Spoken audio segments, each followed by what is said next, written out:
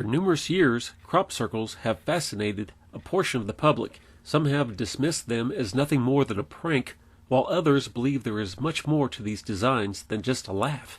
Let's take a look at a brief history of crop circles and the theories behind them. Despite the recent popularity of crop circles over the past 20 years, crop circles are not a modern phenomenon. One of the earliest reports was in Lyon in 815 AD, when the bishop of Lyon at the time had written to the local parish priest who was taking over his parish just outside of Lyon. The contents of the manuscript were basically to warn the new priest that there had been devil worship by his local parishioners who were collecting seeds out of flattened circles and using them for fertility rites.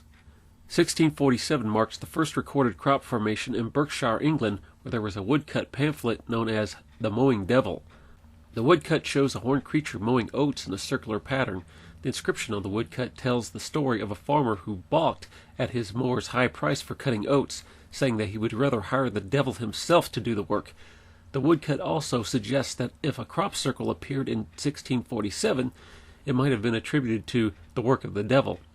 To crop circle gurus, the mowing devil is the first recorded evidence of crop formations.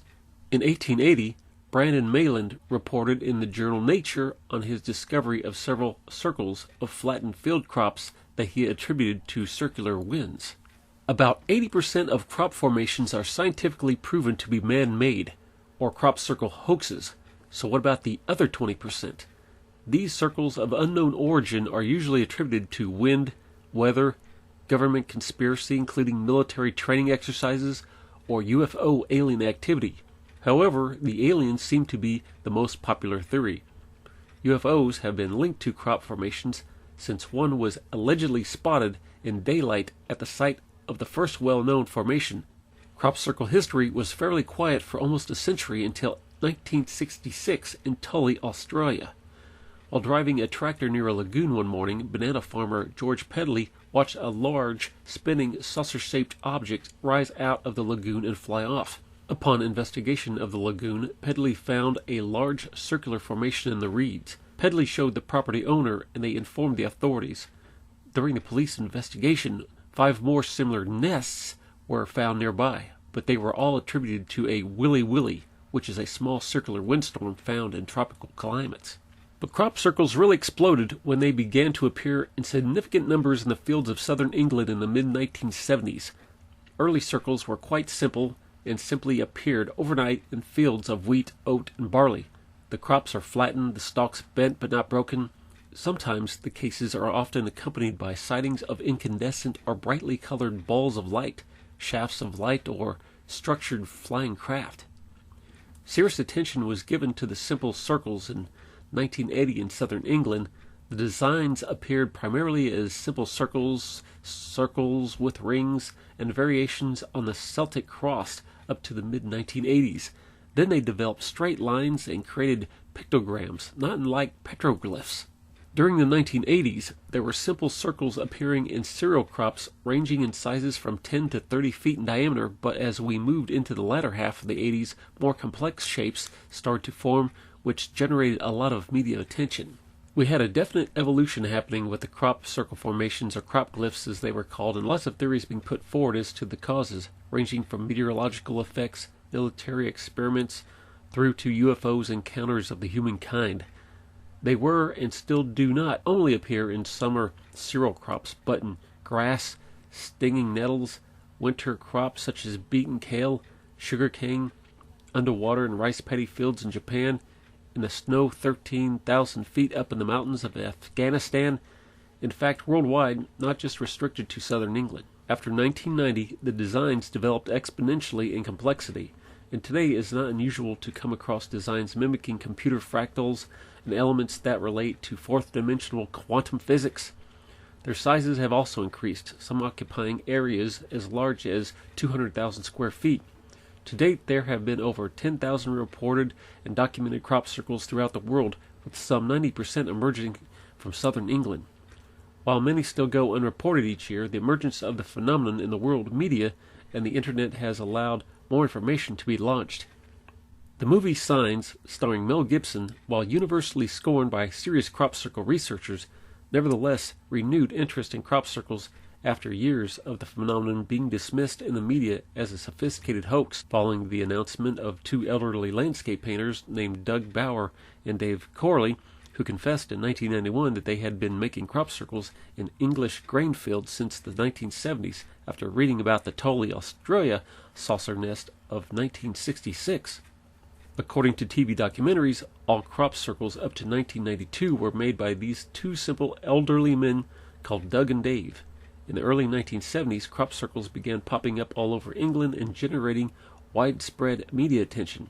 By 1978, drinking buddies Doug Bauer and Dave Corley started making their own crop circles at night as a public spoof that they hoped would draw media attention. But the circles did not generate the publicity they had anticipated and were written off as results of either wind or weather because of their simplicity. In 1981, the men created a more complex formation in the Winchester Punch Bowl where they knew it would get noticed and perplex its observers. The men continued their work for about 10 years until 1991 when they were forced to go public with their scam in order to convince Bauer's wife that he was not having an affair, as he was frequently missing at night and putting a lot of extra miles on the car. Dave Corley suddenly died in 1996, but Doug Bauer continued to work alone, now as a form of public art. It has also been alleged by researchers such as George Wingfield and Armin Victorian that the D&D story was tied to the British Ministry of Defense in collusion with the CIA, among others. Evidence supplied by a high-ranking informant in the British Ministry of Defense suggested that the government had every intent to discredit the phenomenon by putting forward two hoaxers in an effort to quell growing public interest in crop circles. In 1998, the remaining member of the deceptive duo did make an incredible admission to British newspapers that he'd been guided by an unknown force. Since Doug and Dave's popularity, many copycat hoaxers have appeared on the scene. Some do it to disprove or derail researchers, some for profit, some because they are artists, and some because they have a genuine belief that they can communicate back to the phenomenon. Prior to 1989, the hoaxing problem was virtually unheard of. After 1990, designs of man-made origin was as high as 90% in 1998. Recently, a group of known hoaxers called Team Satan, the Circle Makers, was paid to make elaborate formations for the Discovery Channel. The issue isn't whether crop circles could be man-made. In some cases, the issue is that no man-made crop circle has satisfactorily replicated the features associated with the real phenomenon. Crop circles are created by a force seemingly at odds with modern science. Central to the hoax argument is that physical object is required to flatten the crop to the ground, resulting in the breaking of the plant stems. In genuine formations, the stems are not broken but bent, normally about an inch off the ground at the plant's first node. The plants appear to be subjected to a short, intense burst of heat which softens the stems to drop just above the ground at a 90-degree angle where they reharden into their new and very permanent position without damaging the plants. It is the single most method of identifying the real phenomenon. Research and laboratory tests suggest that microwave or ultrasound may be the only method capable of producing such an effect. Crop circles are also sometimes accompanied by trilling sounds, since captured on tape and analyzed by NASA as artificial in origin, with a harmonic component in the infrasonic range. Some formations radiate a frequency at approximately 7.5 Hz in the electromagnetic spectrum, but this can vary from formation to formation. Many researchers and BBC television, whilst filming a formation, have recorded it. The same frequency has been picked up many times in close proximity to UFO sightings. Sometimes, in genuine formations, despite several plowings, after the crop has been harvested, the shape of the formations has remained in the soil for at least 6 months. This cannot be achieved by crop formations made by humans. In some of the formations, compasses rotate at will, denoting a magnetic anomaly present. Electronic devices like camcorders, cell phones, and other battery-run equipment have displayed a discharged battery state when this is not the case. This naturally occurring energy is known to exist in ancient sites, such as stone circles, which were built upon these sites. Crop circles, sacred sites, and other places of worship are also found upon interesting points along the Earth's invisible energy grid, and the size and shape of a crop circle is generally determined by the area of these node points on the Earth's surface. The frequencies of this energy are associated with changes in brainwave patterns and affect the body's biophysical rhythm. so it is not unusual to find reports of people experiencing heightened states of awareness and healings in crop circles, a situation also common to sacred sites. People may also experience dizziness, disorientation, and nausea effects caused by prolonged exposure to infrasound or microwave frequencies. Crops outside the formations do not display the same characteristic changes in cell structure as the crops found inside. If no human beings go into a formation, the crop will continue to grow and the farmer will not lose any crop, only possibly what the birds will eat by the downed seeds. Farmers have combined the formations from their fields to avoid damage by the members of the public when they have occurred, only to find another one appear a short distance away the following day. Genuine crop circles are areas of gently laid and swirled plants which create a floor in mathematical proportions similar to the golden mean, the vortex nature uses to create precision organisms such as shells, sunflowers, and spatial relationship of the bones in the human hand and galaxies. The floor of crop circles can have up to 5 layers of weaving, all in counterflow to each other, with every seed head intact and placed beside. The floor of crop circles can have up to 5 layers of weaving, all in counterflow to each other, with every seed head intact and placed beside each other as if arranged in a museum case. The centers can contain nested, woven, crested, or wreathed swatches of plants. Sometimes the center will consist of a single standing plant. They are not perfectly round but slightly elliptical. A hoax requiring a fixed central rope cannot achieve this adequately. Their edges are crisply defined from a flattened crop, as if drawn with a compass, and incised with surgical precision.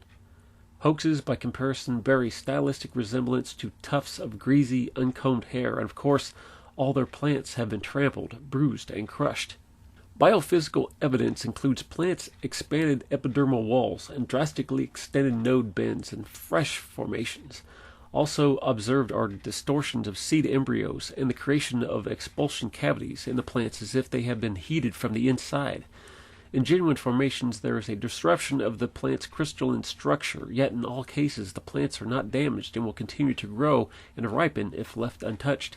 This would not be possible had they been trampled by force. Crop circles are generally formed at night between the hours of 2 to 4 a.m., traditionally during the shortest evenings of the English year when darkness lasts but 4 hours, in fields eagerly watched by farmers, military, laser alarms, scientists, or hundreds of enthusiasts in their sleeping bags hoping to be the lucky ones to witness a crop circle forming.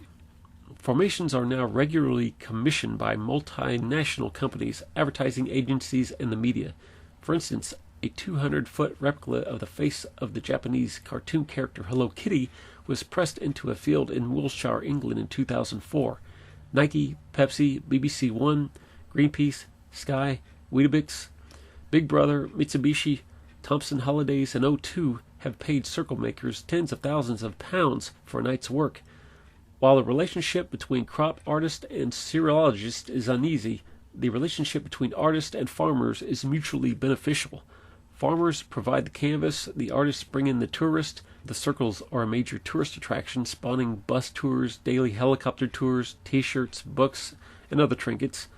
The circles draw people who believe the formations have a unique energy. They visit the formations as a sort of spiritual mecca to meditate, pray, dance, and commune with worldly spirits.